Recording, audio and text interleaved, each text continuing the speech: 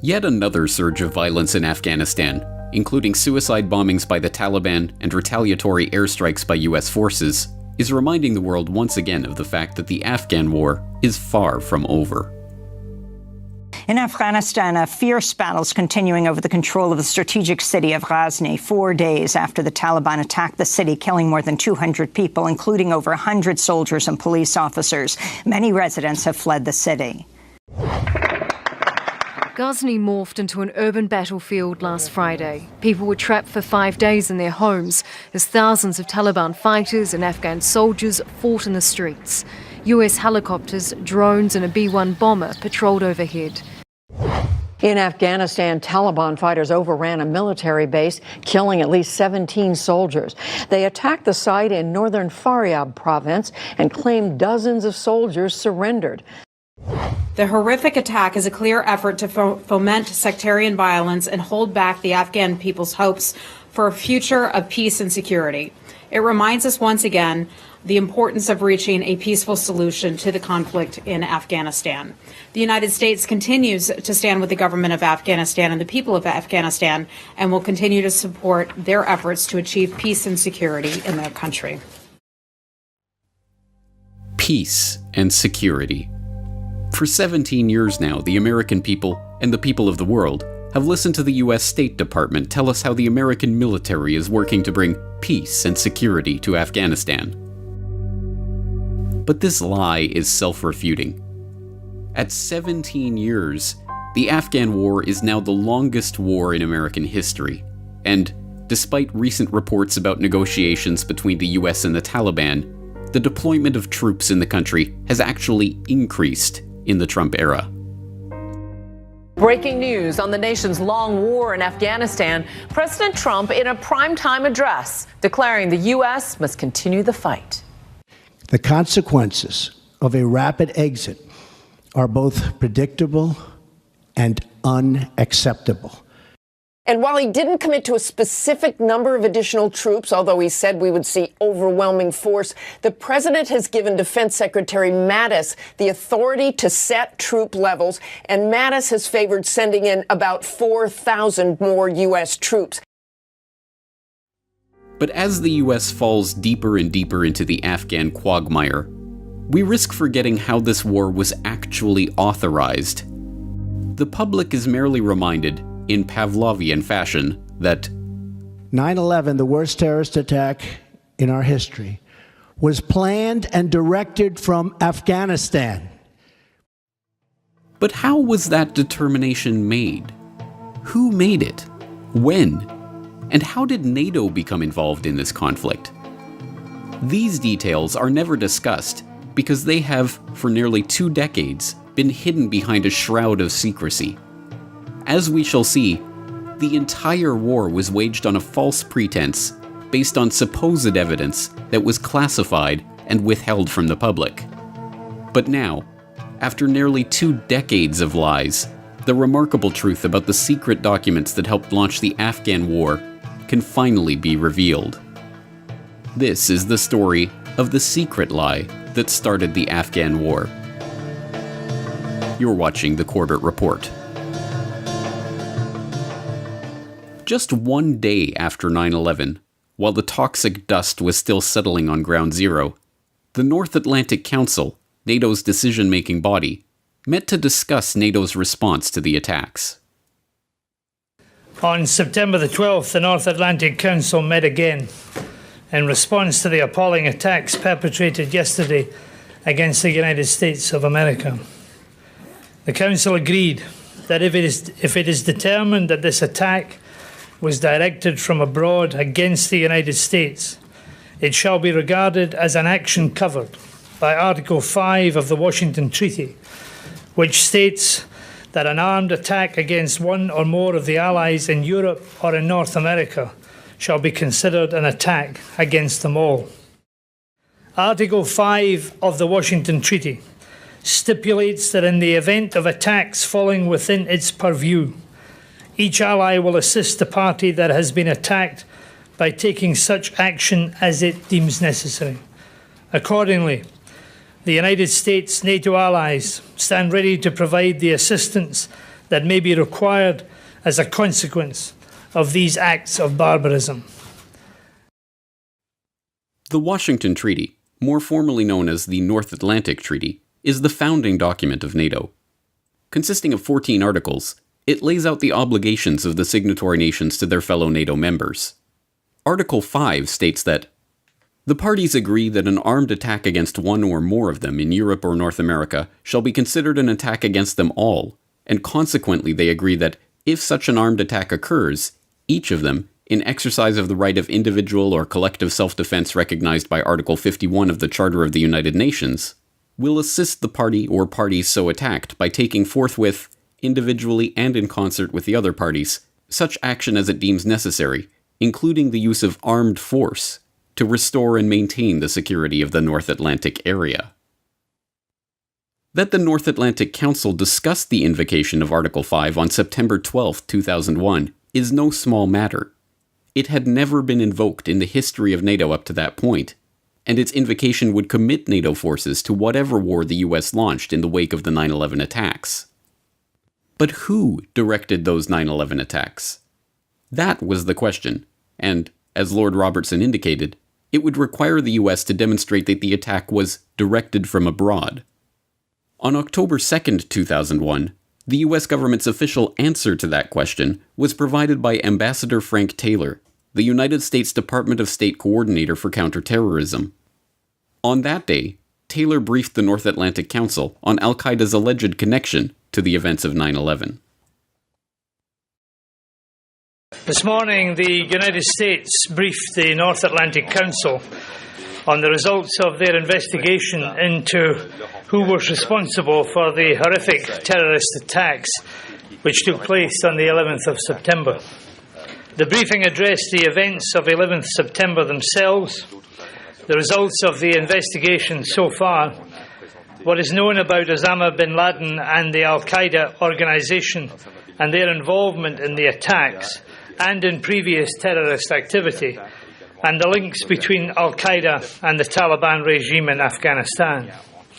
The facts are clear and compelling. The information presented points conclusively to an al-Qaeda role in the 11th of September attacks. So clear and compelling was Taylor's briefing that the Council agreed to invoke Article 5 and commit NATO's forces to the US government's war of terror.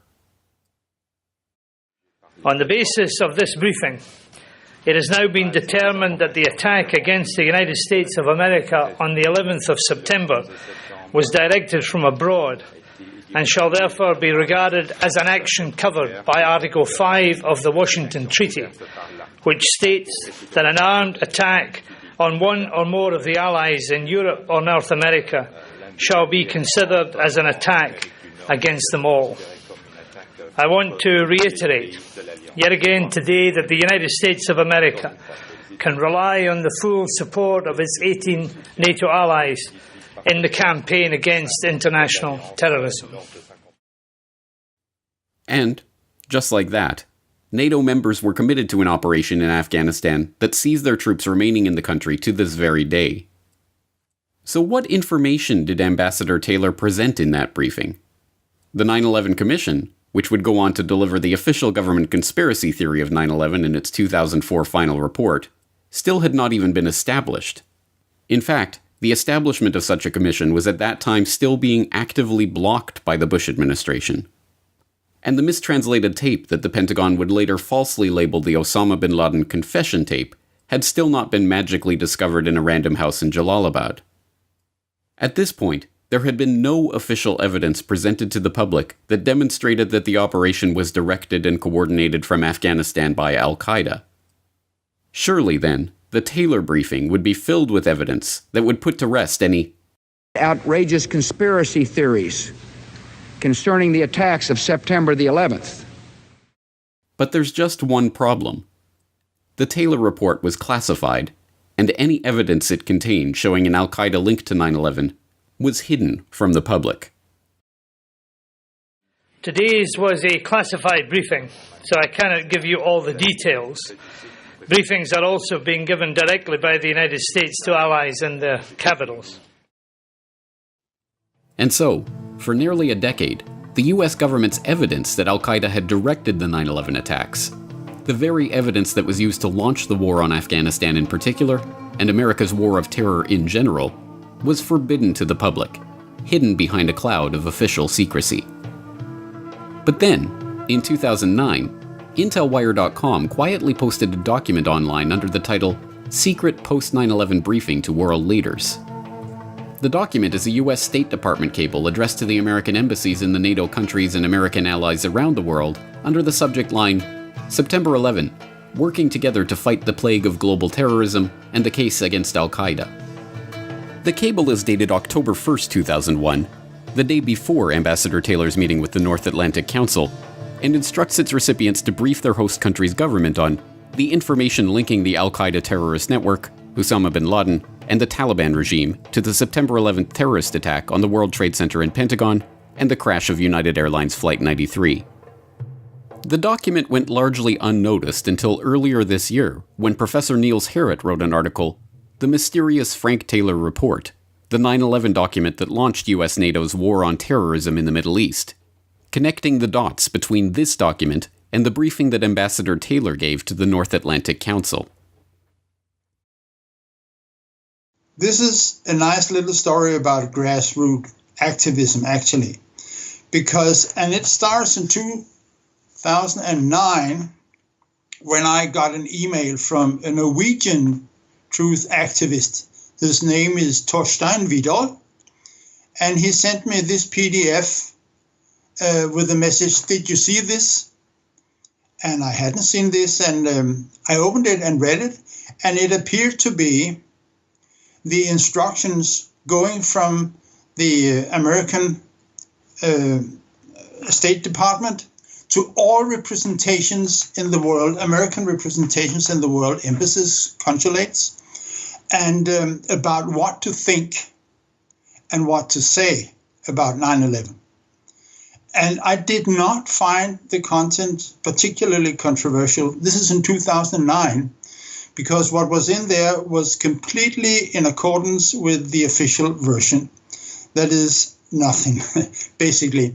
And but it was very long, and it was meticulous in instructing the recipients of this depeche, I suppose you call it in English, about what to do with it.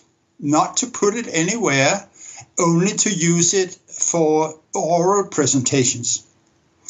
But at that time, I did not realize the importance of this document, because it weren't until 2012, as I recall, that Michel Kusodowski came out with a pivotal paper about what happened in Brussels in the days after 9/11. Still, this document was sitting on my hard drive. But about a year ago, another activist, a brilliant Danish journalist, his name is Tommy Hansen, and he should be mentioned. He's a beacon on our local scene, and unfortunately, he passed away very recently. But I want his name to be mentioned in this connection because when I was talking with Tommy, I said casually that, well, I have the depeche which was sent to the American representations about what to say and what to think about 9/11. And I said, well, I would like to see that. All right. So I went back home and dug it out from my archives. And at that moment, for the first time, I looked at the date. Because according to the email address, it had been sent out on October the 2nd. And the document itself is dated on October the 1st. And then it snapped. That what a coincidence. Because this was the same day as when Frank Taylor was giving his presentation in Brussels. And about a day before all the national governments were briefed. So I started to take a closer look, and then some details appeared that was striking. One thing is that Lord Robertson, in his press conference, is reading a section from this document. The facts are clear and compelling. We know that the individuals who carried out these attacks were part of the worldwide terrorist network, Al-Qaeda, headed by Osama bin Laden and his key lieutenants, and protected by the Taliban. There, in Lord Robertson's own mouth, at the press conference announcing the delivery of the Taylor report, are the very words from the document itself. The connection is undeniable. This State Department cable contains the talking points for the briefing that Taylor delivered to the North Atlantic Council. Crucially, if unsurprisingly, the document presents absolutely no proof or evidence establishing a link between Al-Qaeda and 9/11. After spending a full 15 pages talking in generalities about terror, about the US government's officially sanctioned history of Al-Qaeda, and of previous attacks linked to Al-Qaeda and Osama bin Laden, the document finally arrives at Part 3, purporting to demonstrate Al-Qaeda's involvement in the attacks. But Part 3 begins by admitting that the investigation into the attacks is still in the early stage, and that there are still gaps in our knowledge. It then goes on to detail circumstantial evidence that would not even rise to the level of warranting an indictment, let alone a conviction in a court of law. After asserting without evidence that several of the alleged hijackers had been identified as known bin Laden associates, without clarifying the source of that identification, let alone how their identities and status as hijackers had been determined, we are then told that bin Laden and his associates seemed to be anticipating what we could only identify as an important event or activity. Finally, the document talks about how the incident is tactically similar to earlier attacks, because it involved planning and a desire to inflict mass casualties. And that is it. That is the sum total of the evidence that both the document itself and Lord Robertson, evidently reading notes from Taylor's briefing, calls clear and compelling. That this is, in my mind, with no doubt, simply the legal basis for 18 years of perpetual war in the Middle East. This is the basis for NATO's activation of Article 5. And so what is in the document? What is the evidence? What is the evidence which Lord Robertson calls clear and compelling? None. There's absolutely no evidence in that paper. It's free for everyone to see, and I'm sure you'll present it to your audience. All of this is in keeping with what we have long known about the war on Afghanistan. It was not waged in response to the 9/11 attacks, but was in fact prepared well in advance. Al-Qaeda and the events of September 11th were nothing more than a convenient pretense for the US government to justify their illegal invasion and occupation of a key geostrategic landmass in South Asia. In 1997, just 4 years before the NATO invasion, former National Security Advisor Zbigniew Brzezinski wrote that, "For America, the chief geopolitical prize is Eurasia.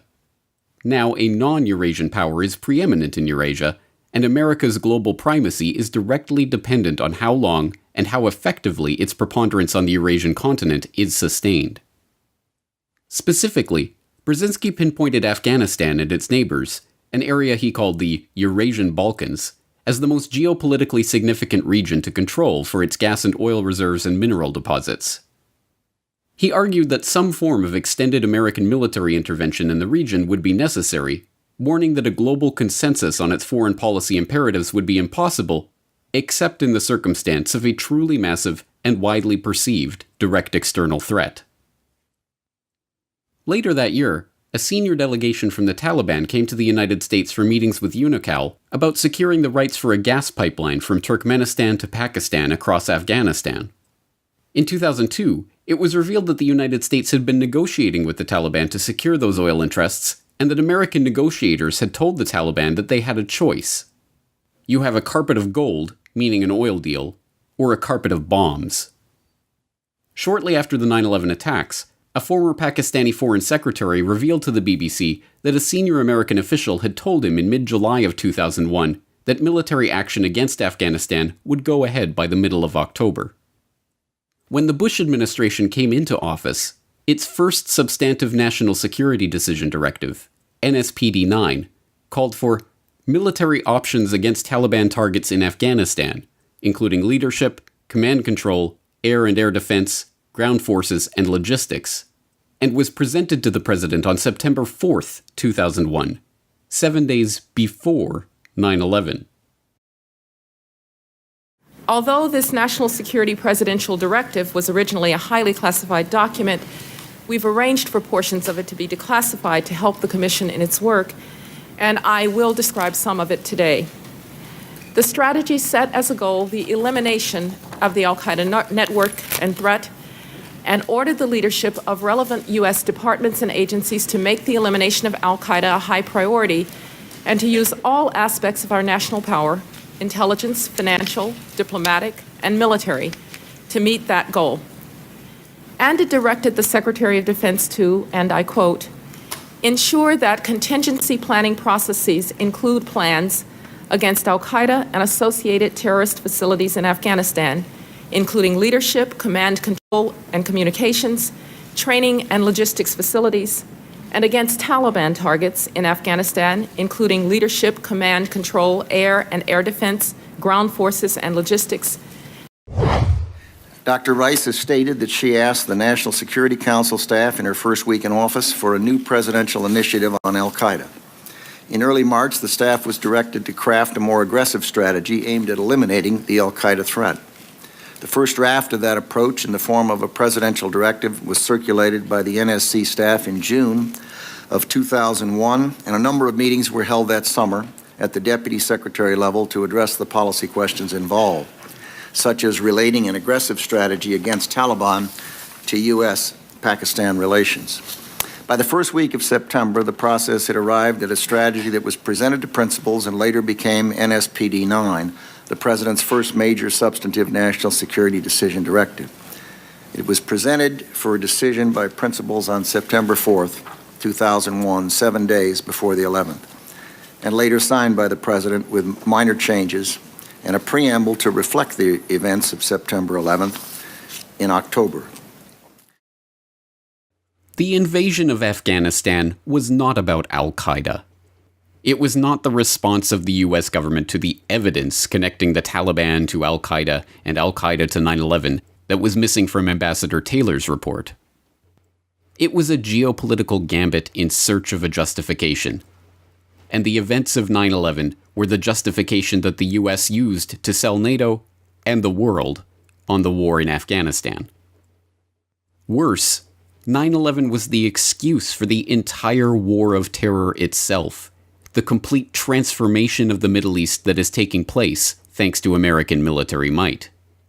The Taylor report was a blank check drawn on the events of that day, a check that is still being cashed. That this is the legal and the moral foundation and political foundation for the launch of the uninterrupted destruction of the Middle East. That's what it is. The 18 years of wars, we have refugees running all over the highways in Europe. Europe is going down for the load of refugees and migrants. And it all started there. It's all emerges from this single document, legally, morally, and politically. That's why this document is important. It is the Achilles heel, like Building 7 is the Achilles heel of the destruction of World Trade Center. So you may be cynical. Okay, then you can be cynical about everything. But if there is any moral left in our Western society, this light should be shined on this document, because this document is the legal, and I say it again, the legal and the moral basis for launching of the NATO wars in the Middle East. And that's something, I think. 17 years of warfare and bloodshed. 17 years of attack and counterattack. 17 years of tears and shattered lives. 17 years of lies. And all of it based on the foundational lie of 9/11 and this virtually unknown document. But now the truth of this deception is in our hands, and it is only by exposing that deception that we can ever hope to derail the wars waged in its name and stop the death and destruction it has wrought.